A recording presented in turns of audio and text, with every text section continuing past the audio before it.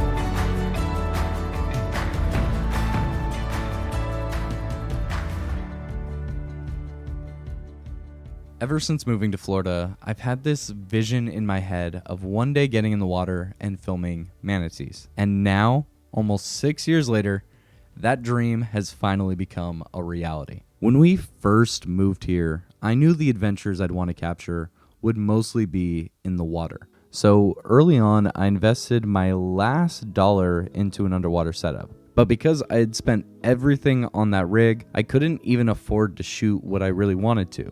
So my plan was to make a little money as an underwater photographer, learn the skills that come along with that craft, and eventually be able to afford the adventures I'd want to do with my new rig. But after my fourth shoot with the new housing, it flooded completely, destroying about $6,000 worth of camera gear. And that moment was devastating. It didn't just kill my dream of filming underwater, it was also just a huge blow to my struggling business. So for years after that, I gave up on the idea of adventure in Florida, just in general. I focused on making a living as a full-time filmmaker and photographer, and eventually I went back to filming weddings and saying yes to every project that came my way.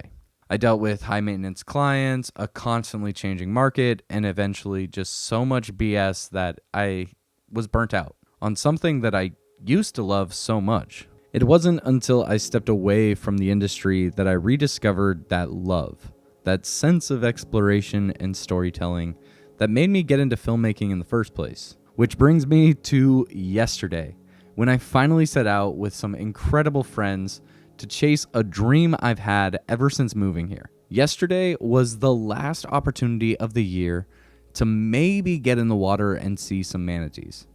You see, Blue Springs closes to swimmers and divers every winter, typically from mid-November through March, because the manatees head inland to escape the cold ocean. Normally, in the summers, they're out in the Gulf and out in the ocean. So this window was tiny, and if we wanted the chance to catch them before the season, everything had to go right, which historically, I have not had a single adventure go just as expected. But in a rare turn of events, everything went perfect. Even better than perfect. Because just 4 days before we arrived, a mother had given birth to her calf. And it was reportedly the first baby of the season. After years of feeling defeated by just constant failed adventures in Florida, to be there in that moment felt unreal.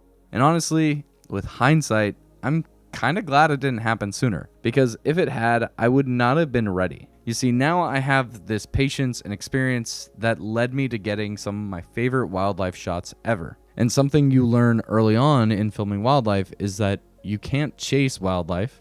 One, it just isn't cool, but also you won't get any good shots harassing animals. You have to let them approach you and be ready for that fleeting moment when everything aligns. It took a long time before this manatee mother would even give me a glimpse at her calf. When she would pass by, she would leave the baby hidden on her side away from us, and we kind of just floated around in the same area, keeping a good distance away, before she finally felt comfortable enough to pass along us and not shelter her calf from us.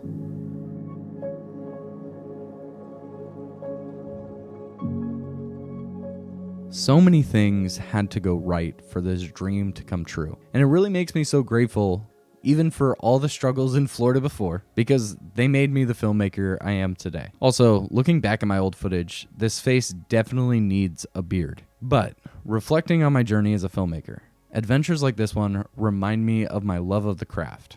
I want to give a huge thank you to Chris and Miles for jumping on this last-minute adventure with me. It really was an experience I'll never forget, and hopefully just the beginning of many more underwater adventures to come. But that's the end of the video. I'm glad I could share this story with you guys, and I'll see you next week.